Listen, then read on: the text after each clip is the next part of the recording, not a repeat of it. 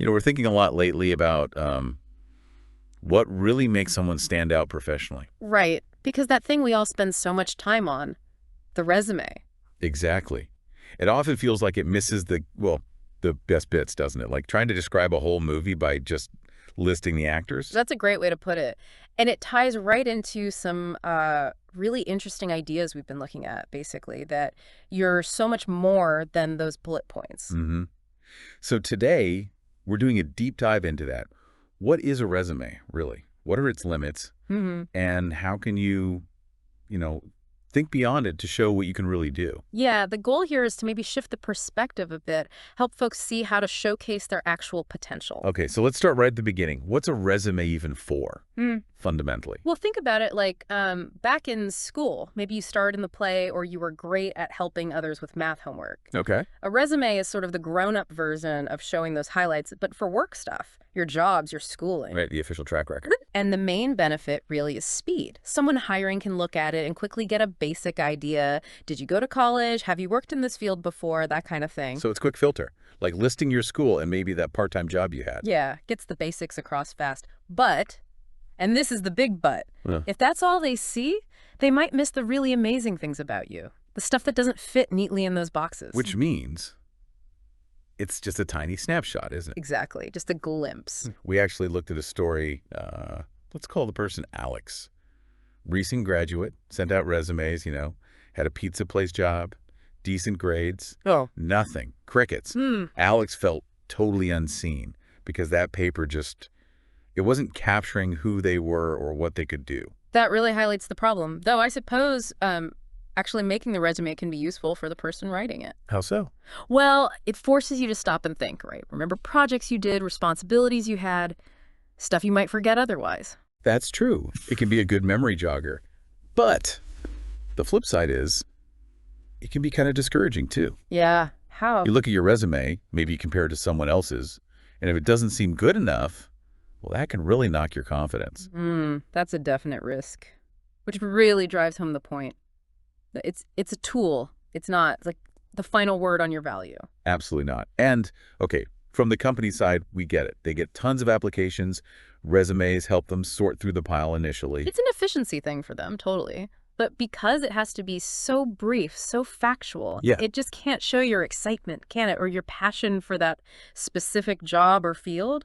That spark doesn't come across in bullet points. Right. You can't really put super eager to learn this on a standard resume line. Yeah. So the big lesson here is it's just the opening line. The conversation starter. Exactly. Get your foot in the door, maybe. But everything after that is what really tells your story. Okay, so if it's just the opening line, let's talk about the limits of what's usually in that opening line, just listing what you did. You mean like took customer orders or help set up events, that kind of thing? Precisely. Those are tasks. But what if you've never had a quote-unquote real job? Or your past jobs just don't seem relevant to where you want to go next? Yeah. Just listing tasks. Yeah. It doesn't always show your actual skills, does it? Or what you're genuinely passionate about. Well, the benefit, I guess, is it shows some experience. You've been in a work setting. You can follow instructions, probably. Fair point. It shows you showed up and did something. But the risk. Yeah. If all your resume says is, like, served food, how do you convince someone you could manage a project? Even if managing schedules and inventory was part of that food job. That's the crux of it. It makes it hard to switch lanes career-wise. Well, the lesson is what you can do now, your abilities. That's often way more important than just listing what you did before. Let's go back to Alex. That made pizzas line on the resume seem pretty basic, right? Yeah, on the surface. But think about it. Making pizzas efficiently, that takes organization. Keeping track of toppings, orders. Okay, yeah. Organizational skills. Dealing with hungry customers, maybe mistakes. That's customer service under pressure. Communication. Problem solving right there. Huh. So made pizzas actually involved a bunch of skills useful almost anywhere. Exactly. Organization, communication, problem solving. Super transferable. But the resume just said, made pizzas. Didn't capture the richness of the experience. Okay, so listing tasks at least shows responsibility. You did what was asked. True. It shows you fulfilled the basic requirements, but the risk. You just blend in. If your resume sounds like everyone else who did that job, you don't stand out. Right. So the key becomes digging deeper. What skills were you using when you did those tasks, not just the tasks themselves? Mhm. Although thinking about past jobs can also help you figure out what you don't like, right? Maybe you hated being stuck at a desk all day. Oh, absolutely. That self-knowledge is gold, but the danger is letting that define your limits. What do you mean? Thinking, well, I only did retail, so I guess I can only do retail, even if you didn't really enjoy it or felt you had more to offer. Ah, okay. So you might get stuck thinking you're only qualified for things you've already done. Exactly. Which leads to a really crucial idea. Don't let your past job titles limit your view of your future. Right. Okay, so this feels like a good place to pivot. If just listing tasks isn't enough, what should we focus on? This is where it gets really empowering. We need to talk about identifying your, let's call them superpowers, your transferable skills. Ooh, I like that. Superpowers. Skills you can use anywhere, basically. Pretty much. Abilities you've picked up that are valuable in lots of different jobs and industries. And Richard Boles, in his famous book, What Color is Your Parachute, really nails this. He has this great framework. Tip PS. Okay, break that down. Sure. T is for working with things. Yeah. Building, fixing, designing, physical stuff. Got it. Like construction or maybe even like organizing a space. Could be. Then H is for working with information. Researching, analyzing data, solving problems with your brain. Okay, data analysis, writing reports, strategy. Exactly. P is for working with people, helping, leading teams, communicating, persuading. Sales, teaching, managing. Makes sense. And S is kind of a catch-all for other specific skills that often fit into those other buckets but might be worth highlighting. Okay, TIPS.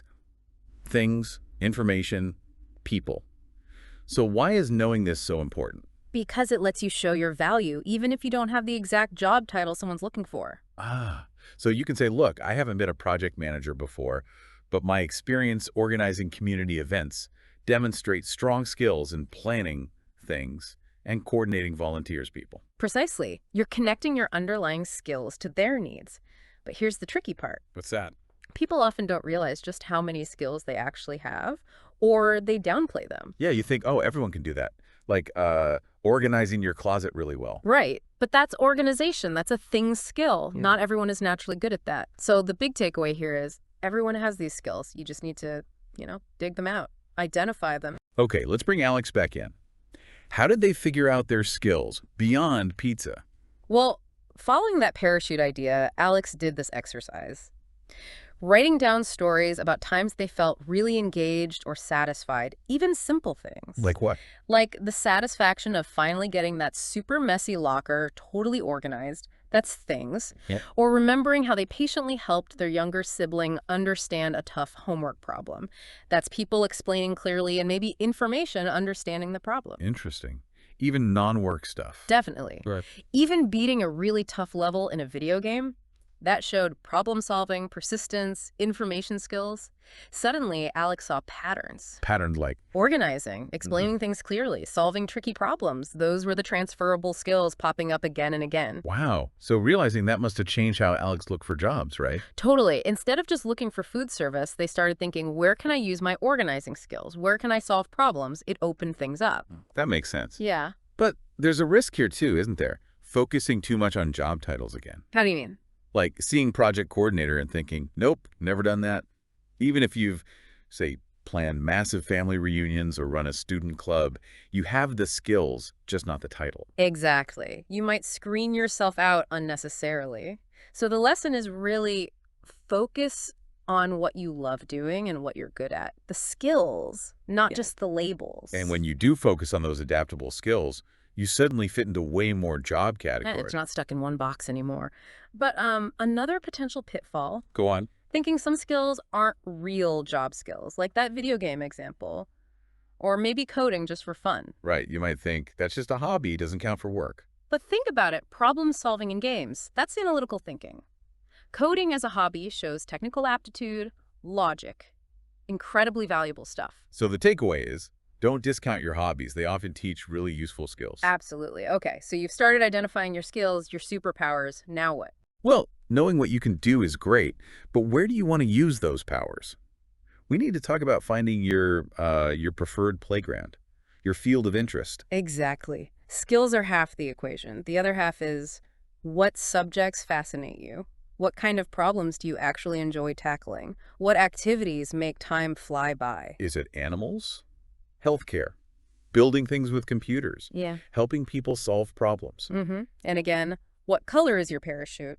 Has great ways to help you figure this out through self-reflection, asking yourself those kinds of questions. And knowing your interests helps you find jobs that will actually, engage you, keep you motivated. Yeah, because the risk is just applying for anything that's open, right? Without thinking if you'll actually like the work or care about the industry. Definitely done that before. Leads to feeling pretty blah. Right. So the lesson is crucial. Try to find work that connects with what you genuinely find interesting and what you value. Let's check back with Alex. They realized they really enjoyed helping people. Okay, so helping people is the interest. Where did that lead? Well, it opened up thinking about lots of different fields. Maybe working in a hospital environment or coaching sports or even customer service for a company known for really helping its customers. See, one core interest points towards many different potential playgrounds or industries. And when you're actually interested in the work, you're just more likely to do well, aren't you? Yeah, And be happier doing it. for sure. Motivation is higher, you learn faster. Whereas getting stuck in a job you just don't care about, that can really lead to burnout and unhappiness, even if the pay is okay. So true. Which means the insight here is really pay attention to what excites you. What do you want to learn more about? Explore that. And thinking about interests can lead you down some unexpected paths, right? Huh? Maybe jobs you never even knew existed. Definitely. But the risk is sticking to the obvious, only thinking about traditional jobs you already know about. Limiting your options again. Yep. So don't be afraid to imagine new possibilities. Let your interests guide you a bit. Okay, schools identified, interests explored. What's next? How do you actually connect with these fields? Right. Now we get into something that sometimes feels a bit awkward, but is super powerful. Networking. Connecting with people. Networking. Yeah, that word can sound intimidating, like forced small talk at events. It doesn't have to be. Think of it more as research through conversation, especially using informational interviews. Informational interviews, what's that exactly? It's basically just chatting with someone who works in a field or a job you're curious about. You're not asking for a job, you're asking for information, their story, their insights. Okay, that sounds less scary. And Richard Bowles was huge on this. He basically said, the best, most realistic info comes from talking to people actually doing the work, face to face or screen to screen these days. Makes sense. You get the real scoop. So the benefit is getting that insider, real-life information. What's it really like? Exactly. Way better than just a job description. But the hurdle. Let me guess. Feeling shy, reaching out to strangers. That's usually the big one. It can feel like you're bothering them. But the key thing to remember is people in the field have the knowledge you need. And honestly, most people actually like talking about their work and helping others out. Okay, so how did Alex handle this? They were interested in helping people. Right. So they took a deep breath and actually reached out. Talked to someone working at a local community center, someone involved in youth sports. Brave. What did they ask? Smart questions like, how did you get into this line of work? What do you enjoy most? What are the biggest challenges? What skills are really crucial? So they got a much deeper feel for those jobs than just reading about them online? Way deeper. And beyond just the info, building these connections, well, it can lead to other things. Like hearing about job openings before they're even posted. Exactly. Or getting referred by someone, huge advantage. But again, there's that fear. Am I bothering them? Am I wasting their time? Yeah, that fear is real. But honestly, most professionals remember being in that same exploratory phase. They're often happy to pay it forward, share their experience. That's encouraging. And these chats must really help you figure out if a path is truly right for you, personally. Absolutely. A job might sound great on paper, but talking to someone reveals, say, the work-life balance is terrible or the culture isn't a good fit for you. Good point. Yeah. But what if you only talk to one or two people? You might get a weirdly specific or maybe even negative view, right? That's a definite risk. You could get an incomplete picture. So the lesson is talk to a few different people if you can. Different roles within the same field, maybe different companies. Get a broader perspective. Definitely. Cast a wider net with your conversations. Okay, so this is all great. You know your skills, you know your interests, you've talked to people. Mm-hmm. Now the big moment, how do you actually show an employer you're the right person, especially if your resume isn't a perfect match? Right. This is where you connect all the dots. And the key shift is focusing less on your qualifications and more on how you can help them solve their problems. Focus on their needs. Exactly. And when you can show real enthusiasm, plus concrete examples of your problem-solving skills, you really stand out. Makes sense. Because the risk is just talking about yourself, right? I want this job because, instead of here's how I can contribute to your goals. Precisely. The employer's main question is always, what can this person do for us? So, Alex applying for that community center job, how did they approach it? They didn't just send the old pizza resume, I hope. No way. They learned. Their cover letter wasn't generic. It specifically talked about how their organizing skills from school events, even that locker, would help them run smooth community programs. Ah, connecting the dots. Yes. And they talked about their passion for helping people have good experiences, linking it directly to the community center's mission. They showed how their skills and interests met the center's needs. That's smart. So highlighting those transferable skills in the cover letter, and then in interviews too, shows you're adaptable, willing to learn, Even if you don't have the exact 5 years of experience they asked for. which can be super discouraging, seeing those requirements. Totally. But you have to focus on your potential, your drive, your willingness to work hard and learn fast. Employers often value that just as much, sometimes more. And having those specific stories ready helps, right? Yeah. Not just saying I'm organized, but telling a quick story, showing you're organized. Absolutely crucial. Just claiming a skill isn't convincing. Yeah, anyone can say they're a team player. Exactly. You need the proof, the little stories that demonstrate it. So the big takeaway: share stories that showcase your abilities in action. Don't just list them. Okay, this feels like we've covered a lot of the practical stuff, Yeah. but there's maybe one more layer, something bigger. I think so. We've talked about skills, interests, jobs, but a career isn't just about that stuff, is it? It's also about finding meaning, purpose. Right. Connecting your work to something Oh. bigger than just a paycheck. And Bowles talks about this too, doesn't he? This idea of your mission. He does. Linking career planning to thinking about how you want to contribute your unique talents to the world. What kind of impact do you want to make? And finding work that aligns with that sense of mission, with your values, that can lead to much greater happiness, can't it? Definitely. Much more fulfilling in the long run. Yeah. Because the risk is just chasing the salary or the title. And ending up feeling kind of empty, even if you get it. Yeah. So the principle here is take time to think about the positive impact your work could have. For you, and maybe for others too. Thinking about Alex again. Yeah. At the community center job. Maybe the pay wasn't amazing at first. Right. But what did Alex feel? They felt like they were actually helping people connect, have fun, build community. It felt meaningful. Exactly. And that feeling, that purpose, it fuels you. It makes you work harder, do better. Which, ironically, often leads to more responsibility and better pay down the line anyway. Huh. So it all came together for Alex. The skills, the interest in helping people and finding work where they can make a difference that was more powerful than the initial resume suggested. Way more powerful. And feeling like your work matters. That's a huge driver of motivation and success.